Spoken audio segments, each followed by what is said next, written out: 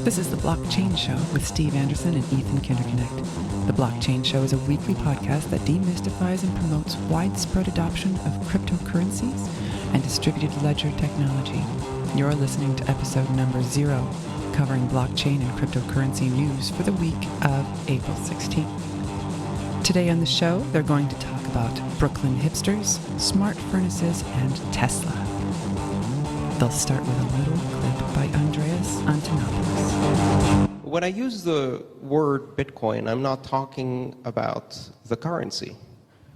I'm talking about a broader concept, which is the concept of completely decentralized, network-based, flat networks for providing trusted applications. And if you happen to have a completely decentralized flat network that can provide trust applications, the most logical first application is currency. But currency is just the first app. We are restructuring society. Starting in the 1970s, we have seen the world begin to adopt digital currencies. When people call Bitcoin a digital currency, they're missing the point. The euro is a digital currency. The US dollar is a digital currency. Less than 8% of these currencies exists in physical form. The rest is bits on ledgers. But the fundamental difference is that these ledgers are controlled by centralized organizations, whereas in Bitcoin, they're not. You have a decentralized network, an open network. So Bitcoin isn't a digital currency. It's a cryptocurrency. It's a network-centric money. I really like the idea of a network-centric money. In fact, in my opinion, the word Bitcoin is a terrible name. It just sucks. I mean, if you're a designer, think about it for a second. Bits, which either means small, or it means the person who just said that is a geek, none of which is appealing to general population. And coin, a physical token of money used to describe the least physical form of money we've ever designed. If I could rename it, I'd rename it TrustNet, because that's what Bitcoin is. It's a network that allows you to replace trust in institutions, trust in hierarchies, with trust on the network acting as a massively diffuse arbiter of truth, resolving any disagreements about transactions and security in a way where no one has control. Awesome stuff there. Can you tell us a little bit about who we're listening to? So, Andreas Antonopoulos is an author of the book Mastering Bitcoin. He was a computer scientist, a security engineer. When he refers to Bitcoin, he's not talking about Bitcoin, the currency. He's talking about Bitcoin, the idea of, network money. And this is probably the most well-known speaker about Bitcoin. And it's kind of a recent development where, there are other distributed aspects of money, and that, whether it's the Ethereum blockchain or some other cryptocurrency that's going to come into existence, that's still Bitcoin. It's kind of weird that there's, Bitcoin, people like to call it capital B Bitcoin, the protocol, the software that Satoshi created, and its derivatives. And then there's Bitcoin, the currency, which is what most people think of when people are talking about Bitcoin. And then you have all these derivatives based off of, what has come after. And those two, according to Andreas Antonopoulos, are Bitcoin as well. And he's referring to the entire ecosystem when he talks about Bitcoin. And I kind of will often do the same Except I try not to do that. I also do when I talk about blockchain. That's kind of the same thing. It doesn't really matter whether it's the Bitcoin token or the Ethereum token or the Dogecoin token. It's simply the idea of network money, and it's a horrible name, Bitcoin. I thought it had a nice ring to it. Well, it doesn't really describe what it's good for. It's not a coin at all. There's no like physical presence to it. People often use the term, digital money. Our money has been digital since the 70s. Yeah. There's something like 8%. Is it 8% or 20% of the amount of monetary supply is in physical dollars, and the rest is digital. Digital money is not new. It's weird. Just ones and zeros in computer files, or hard drives rather. Like whole people's lives, fortunes, savings, just digits. Absolutely true. There's been a number of interesting things this past week with Ethereum, with the blockchain. One of the more interesting ones that I saw was where two people in Brooklyn decided to one resident had extra solar power that he was generating from his solar panels, and he sold his extra solar power directly to a neighbor. Yeah, that's fascinating to me. Really cool, because out here I was selling solar panels, and it was such a nightmare for some people just to get their stuff turned on. But these people, not only do they have it working, they're able to use the grid to transfer extra green energy. Like, I have no idea how they figured that out, but that is so cool. Yes, it's, I can imagine. I mean, this is the future when I think of, Bitcoin, Ethereum, and blockchain technology. These are the type of applications that aren't really immediately obvious. Yeah. The situation is very precarious right now, where you have your energy companies. And energy companies really don't want you producing your own solar power because it makes them less money. Right. And so they try to charge you, like in Wisconsin, they were trying to charge us a penalty, like a fee we had to pay just for, anytime we would create our own solar energy, we would have to pay a fee. And so we would lose about a quarter of the benefit of the creation of solar energy. That bill got turned down. But what these companies would do is, if you're a New York energy company and you have to produce a certain amount of green energy, and if you don't have the capacity to produce it in New York, you can buy what's called, renewable energy credits, or RECs. Okay. And so you buy these RECs from a company in, let's say, Texas somewhere, where there's extra space, more sun, and they sell the RECs to the New York energy company, and the New York energy company then turns around and sells it to their customers at a 30% markup, let's say. Jesus. Those electrons that they're selling in New York aren't actually, solar energy electrons. Not that it kind of really matters. You can see why, the government decided to have these REC programs, is because it tries to get, an incentive for people to produce green energy even where they can't. But the corporations try to take advantage of that. So the company in Texas says, like, 50% of all of our power comes from solar energy, which isn't a lie, but then they sell, half of that off as RECs to other places. And so they kind of like double spend Oh God. the greenness. And there's all sorts of laws about, how to stop these companies from doing that. But there were some companies in New York, they would sell to their people in Brooklyn and say, you're buying renewable energy. And then they would then, in turn, sell those same credits back to the open market, which would then get sold again, and they would get triple counted, basically. Oh my God. It just reminds me of like the fractional reserve banking system. These bastards. Yeah. Damn. That's crazy. It's just, I mean, there's benefits to being on the grid, obviously, if you have solar panels.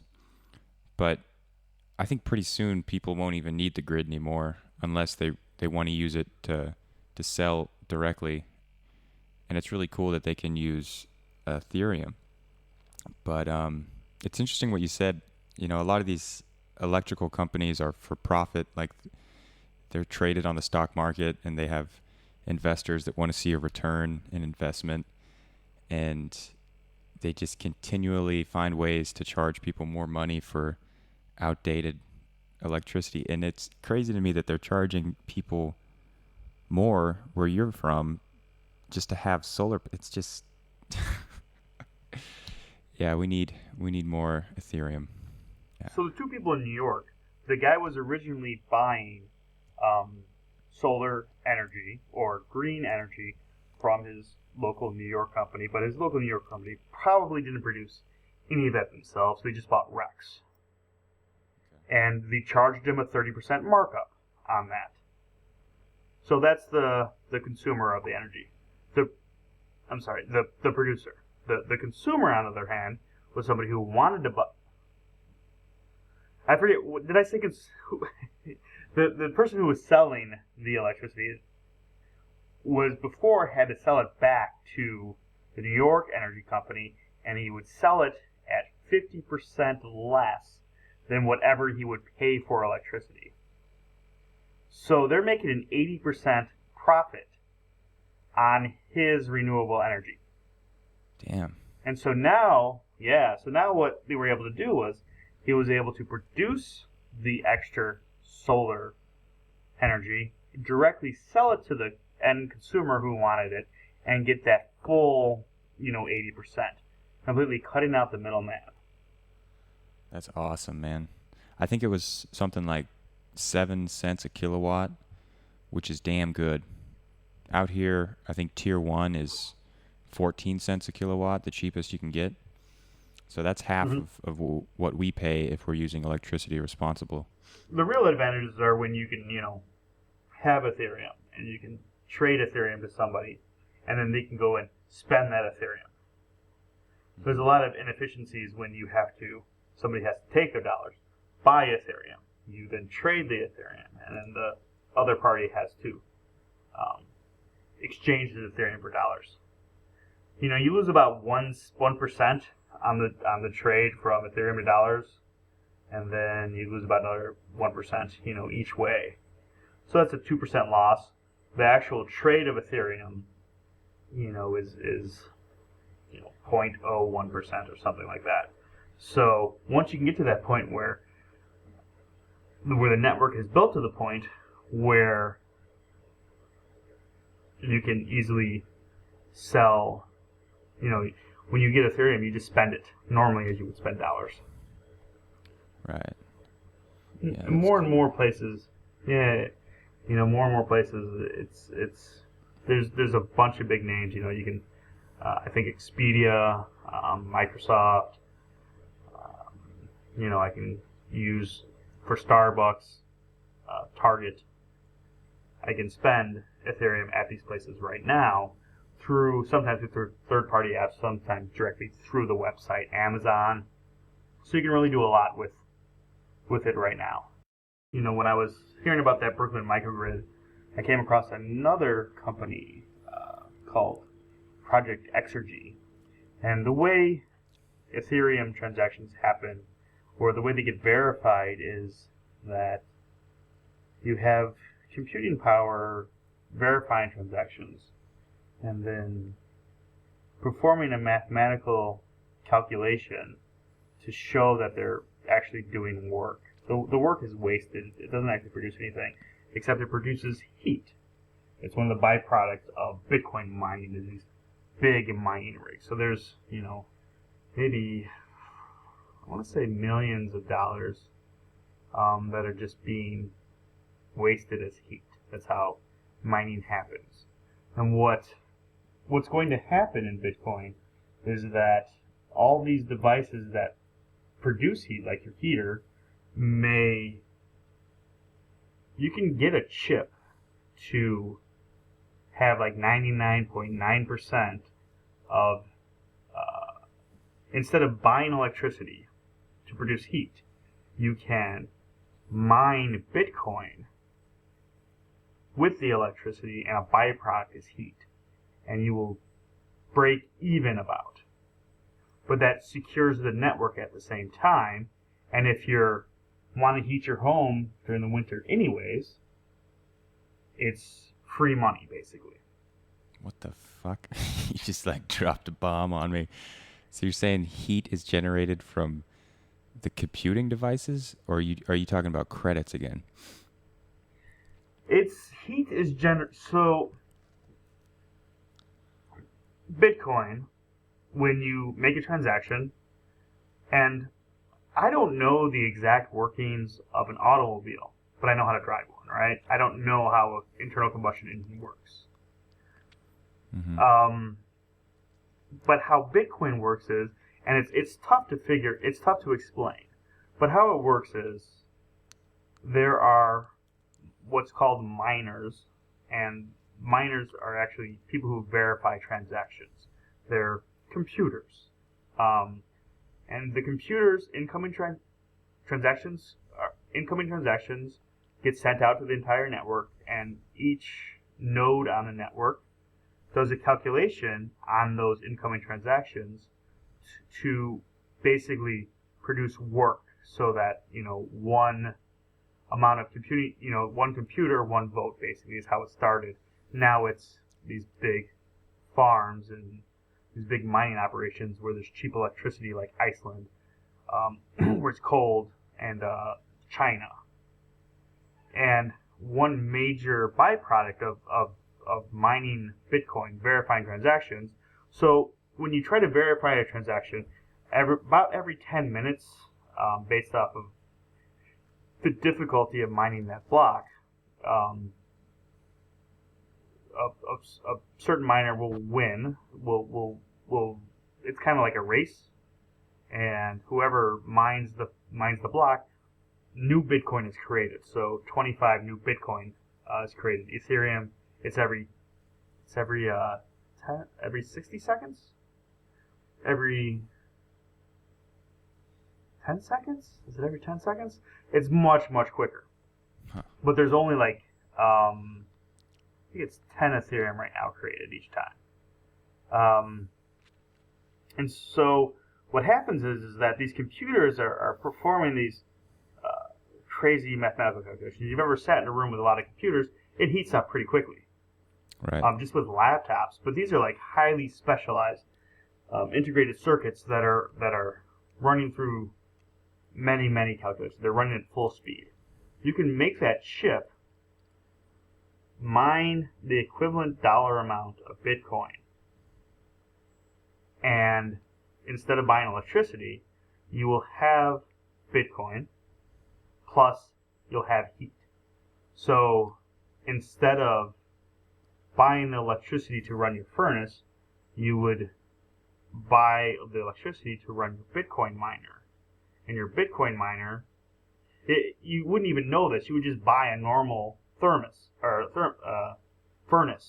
In your furnace, instead of doing nothing to produce heat, it would mine Bitcoin transactions, and it would verify Bitcoin transactions, thereby producing heating your home. Wow. And you could have like something where, the northern hemisphere would be take over the bulk of mining during the winter, and then the southern hemisphere the opposite time, because it's opposite. So that is what's going to happen, is that these devices that produce heat, maybe your toaster could be mining Bitcoin. A small amount of Bitcoin, it's a small amount of electricity to toast bread. But that's just wasted heat. Yeah. You could be getting free Bitcoin doing it. And these, at that point, since you're mining Bitcoin, you can have like a smart property. So now your toaster is smart. It's mining Bitcoin. If something breaks on it, it can use that Bitcoin that it's mined to order a repair or something, or your furnace breaks, and it's smart enough to know that it needs a new coiler. I don't know anything about furnaces. It can, it's connected to the internet. It can order it itself. Yeah, and the NSA can listen to. No, I'm just kidding. That's fascinating, man. The NSA already is. Yeah, they're listening right now. Wow, that's cool, man. That is something else. So you're gonna have like a computing device inside of your furnace, like I guess I'll call them smart furnaces. Yep. I love human ingenuity. That's awesome. Yeah, it's crazy how much energy is lost just through heat and also through transmission. If you stand under the big power lines, you can hear the crackling. Yep. That's another good thing about solar energy is it's just right there. It's not piped in from Nevada or Nebraska. And what would you call it? Would you call like the currency Ethereum, or would it be Ether, or? It's Ether. So Bitcoin has capital B Bitcoin for the network, little b Bitcoin for the currency, and then also, because it's the first one, capital B Bitcoin basically means any sort of cryptocurrency that comes out in a similar fashion. It has that overreaching name as well. So, but Ethereum technically is the ecosystem. Ethereum is different because you can not only have currency. Currency is the first application for distributed ledger systems. It's the first one. It's what gets everything going, because without having that, there's really no purpose to mining. These are tokens that you're mining for. If they don't have value, there's no purpose to it. So you have to have that application of money first, and once you have that, then you can start building other applications around the blockchain, such as trading electricity. You can have a car that is rented, a rental car that is smart enough to know when somebody wants to purchase it for the day. They can send Ether to the car. The car can then look at the blockchain and know that it's being rented out, and somebody could carry around some sort of keychain that would then open and be able to drive their car. Yeah. The smart locks. What would be another application outside of currency like that you see in the future? And sorry, my terminology is not correct here. Right. And these things are incredibly tough to predict. Yeah, sure. And that's kind of like what the beauty of it is. For all of the awesome applications, that I can think of today, such as trading electricity, or renting a car, apartment, verifying artwork, provenance, is that the right word? Provenance, is that what it's called? What the rental? The series of who owned it. Oh, I'm not sure. Yeah, I don't know either. So, but something like that, where you could have a piece of artwork that anytime it changes hands, there's a record wrote in the blockchain that provides some sort of certificate of authenticity that ownership has changed hands. Very cool. But for every one of those, there's maybe 10 more things that we can't even possibly think of. I heard a reference today of the Jetsons where, sure they had flying cars and sure they had, a robot that cleaned everything. But when, the boy's name, Elroy, is that his name? Yeah. When Elroy got a note from his teacher to his parents, he didn't get an email. They wrote up on a piece of paper and said, "Take this home to your parents." Like, they couldn't think of email. Yeah, that's funny. So there's so many different applications that we just can't even think of. And that's, one of the amazing benefits of this is you can take, money back from governments, which it's backwards now. It hasn't always been this way. We didn't always have central bankers controlling everything. Each state, well, we're in the States, so each state had its own currency. New York had its currency. Corporations, if you work for corporations, they would give you your own script. And having, one central authority that isn't beholden to anybody is new. And it's probably something that isn't going to work for a long time. Yeah. Probably going to get harassed a little bit by the big interests, I would imagine. But yeah, it's exciting stuff, man. Very interesting. Yes, it's definitely interesting. The banks, they laughed about it at first. The big, I don't mean like your local bank. I mean like the big banks who only deal with the Fed. Those banks kind of laughed at it at first, and they just released, Goldman Sachs just released a tweet today saying, blockchain, Bitcoin's underlying tech, could disrupt everything. And the banks are just kind of weird. They're at that stage where, I don't know if you remember this, but there was a stage where every company wanted the internet.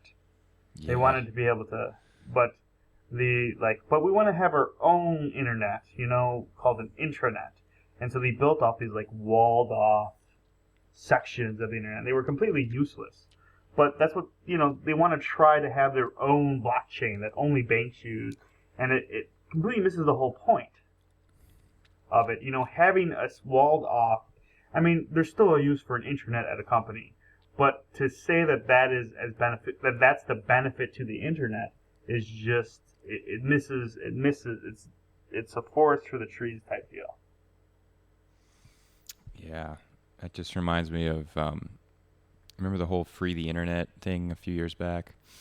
When the big cable companies were trying to restrict bandwidth for certain sites. Net neutrality stuff? Yeah, that's what I meant. Yeah. Keep the internet free, free and open. Yeah, net neutrality is the whole idea behind it. It has to be done. That's what makes it work. It doesn't. That's what gives people the reason why it's beneficial. There was the printing press where there's a central place to print, and the internet kind of decentralized that. The internet does not make any sort of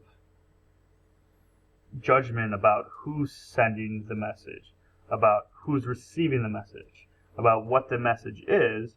It treats my message as just as valid as NSA's message or as Goldman Sachs' message. Everybody's message gets equal footing. It's not the case with a printing press. You have to put a lot of investment into it. Yeah. It's the same thing with Bitcoin. That's what it's doing. Everybody's monetary, with how they want to spend their value, how they want to communicate with value. It doesn't matter who you are. It doesn't matter who is receiving the funds. It doesn't matter what the funds are. The funds can be anything. They can be, an equivalent of Facebook share if they want it to be. Mm-hmm. It's, you need to have blockchain neutrality, I guess. Yeah. To coin a word today. Yeah, that's going to be important.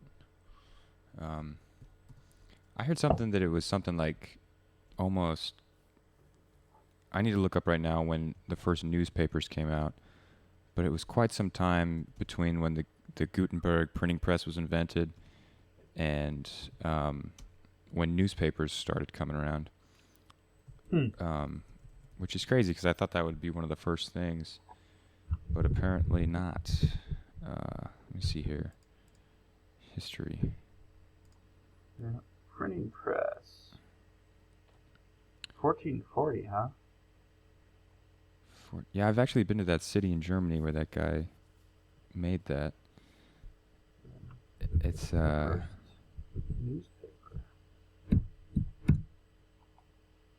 I can't find it. 1704. Is that the first printed newspaper? Newspaper. First English newspaper, 1620. Yeah, so I mean, it's almost 200 years. Yeah, I imagine, the printing press was mainly used by the incredibly wealthy aristocrats or religious authorities to control the population for a long time. Yeah. They were the only ones who knew how to read, so they were surprisingly the only ones who could interpret, what these God-given laws were and what, how everybody should behave. Holy shit. For a long time. They had 3D printing in 1984. That's amazing. 3D printing. Yeah, it must have been cost prohibitive or something. Yeah. That's just amazing. The control, man. It's That's all what the it really rage. comes down to. What's that? It's all the rage now, or it has been for a few years, this 3D printing stuff. Yeah. It's pretty cool. I'm just over here still trying to get a Tesla. Teslas are amazing. I wonder, you could probably create a 3D printer that could accept. That wouldn't be that exciting it could accept Bitcoin to print stuff, and but that's really not that exciting. I mean, you could have a laundromat that only works with Ether. You go in there and you don't have to use coins and that kind of stuff. Not incredibly interesting things. That'd be cool, man.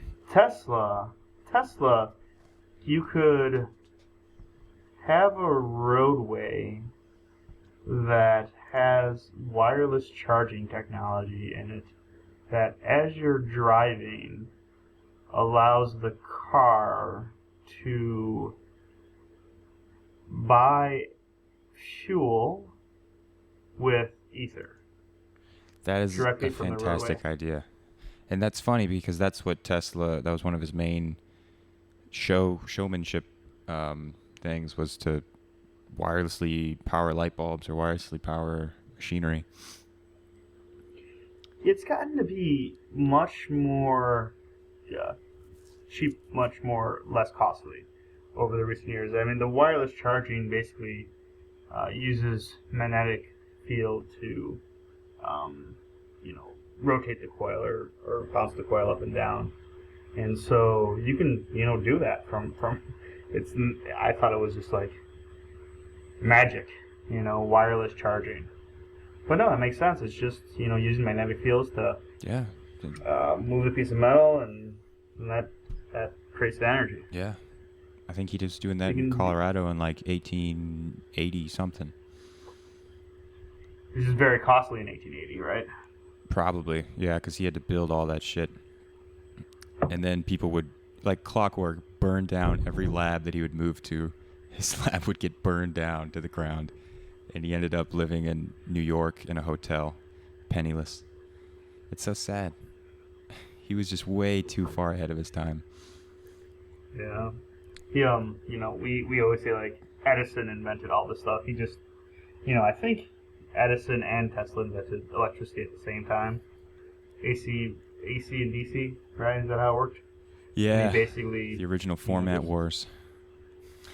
Ran him, completely removed him from history up until the internet came along. Because I didn't hear it. I don't think, without the internet, I would have never heard about Tesla.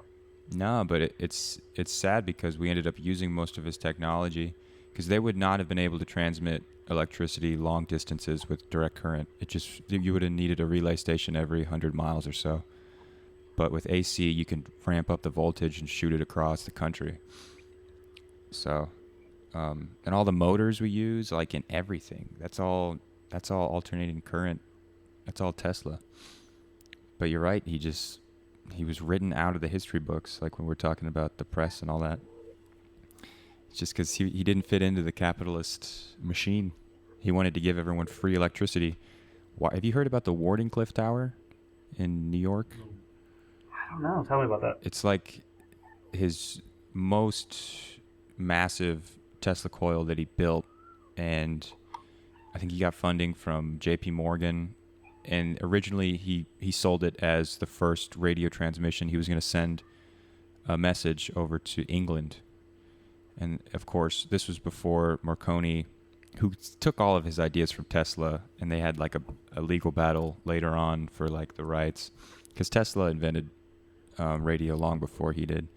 But anyways, it became public knowledge that Tesla was actually trying to use this as a wireless transmitter for energy, because I mean it's the spectrum of the electromagnetic range, it varies, and he was going to make it so that you have several of these towers throughout the country, and anybody could just put like a metal pipe a certain distance into the ground and get free electricity off of that, run that pipe into the house. And when they got that news, they just cut the funding.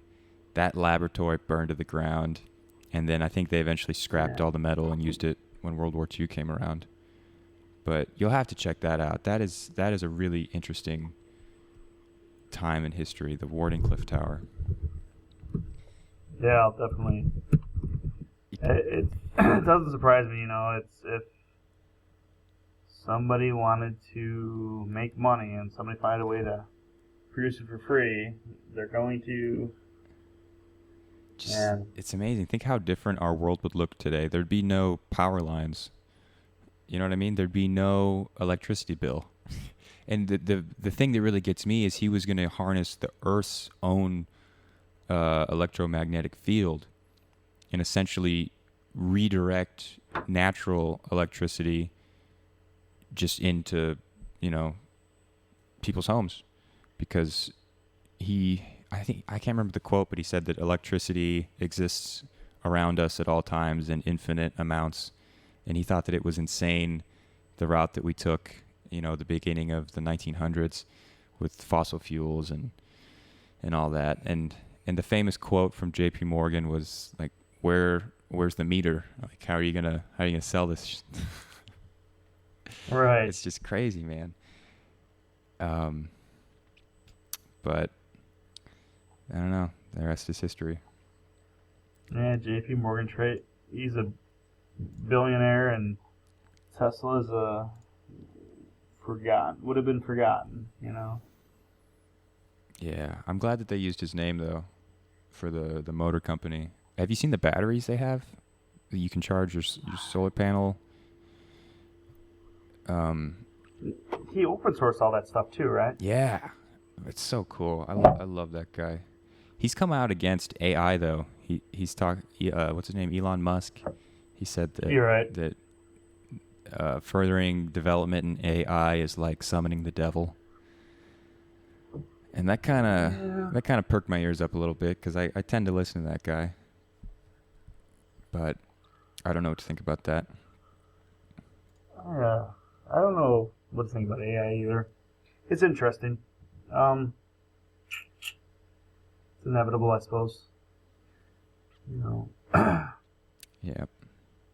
I'll want his new car that's coming out, and I'll take a flight. Yeah, what is it, the 3? That's the cheap one? Yeah, the Model 3, $35,000. I'm looking at it right now. The one that I can possibly afford. Yeah, out here they give you rebates. You might check and see if you can get a rebate out there too, man. I think it's like $8,000 out here just for getting one. Oh wow. So I mean that helps out a lot.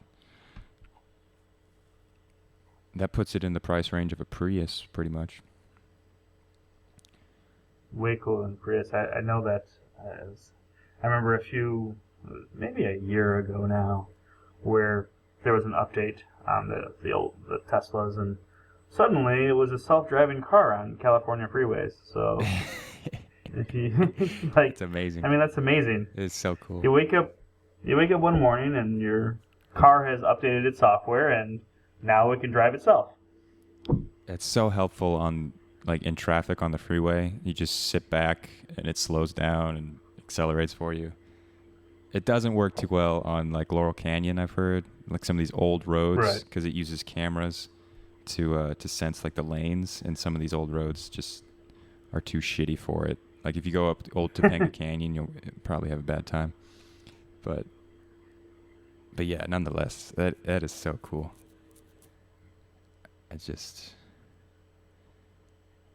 It'll be cool when all the cars are like that. It'd be a lot safer, I would imagine. Yeah. I mean, everybody's so afraid of. See, I know a lot of people who are afraid of that type of, cars driving themselves, and I just think that it's way safer than people driving themselves. I mean, I think. Yeah. Yeah. I think so, man. People have a proven track record for being assholes behind the wheel. I will not be buying one this time, but I'd like to. Yeah, supposedly there's whole systems of charging ports where if I wanted to drive to Chicago or Milwaukee, I could charge up along the way with these fast chargers. Yeah, the super stations or whatever they're called. That's pretty cool. The super stations are just perfect for having a cryptocurrency contract in them. Just find a way to meter anybody's electric outlet, because it's just standard electricity, right? Yeah. Put a meter on an outlet and then find a way to hook that into a wireless network and pay with Ether. Yeah, and now you can charge anywhere. So in theory, you could buy like solar energy like those people in Brooklyn to power your car, right? Yeah. Now you have a map with somebody with extra solar energy, and you have a Tesla that you only want to use solar energy because why not? You can. And now you can look on a map and find the people who are selling solar energy for Ether, and then boom, you're good to go. Solar for Ether. That's awesome, man. I was really impressed with what we did in Brooklyn. Yeah, way to go, Brooklyn. There's a number of microgrids with I think it was around the time of Hurricane Sandy where microgrids became like a thing that a hot topic that places wanted to have. They didn't want to be dependent on the nationwide electric grid.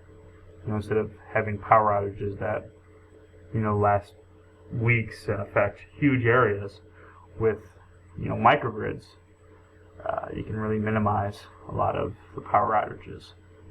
And so that's kind of where the microgrid, the Brooklyn one, came into existence. And they just let these people work on it, do their stuff. And I think Milwaukee's building one.